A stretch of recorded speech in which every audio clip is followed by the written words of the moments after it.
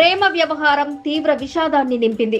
ప్రేమిస్తున్న యువతిని కలిసేందుకు వచ్చిన ఓ యువకుడిని అమ్మాయి కుటుంబ సభ్యులు అత్యంత పాశవికంగా నరికి చంపిన ఘటన సికింద్రాబాద్ చిలకగూడ పోలీస్ స్టేషన్ పరిధిలో చోటు చేసుకుంది. అల్వాల్ ప్రాంతానికి చెందిన యవాన్ బీటెక్ చదువుతూ సీతాఫల్ మండిలో ఉంటున్న తన ప్రియురాలిని కలిసేందుకు వెళ్లగా మాటు వేసిన నిందితులు కత్తులతో హత్య చేసినట్లు పోలీసులు తెలిపారు. స్నేహితులతో కలిసి క్రికెట్ చూస్తున్న యవాన్ పై 17 సార్లు కత్తితో దాడి చేసి ప్రాణాలు తీశారని స్పష్టం చేశారు.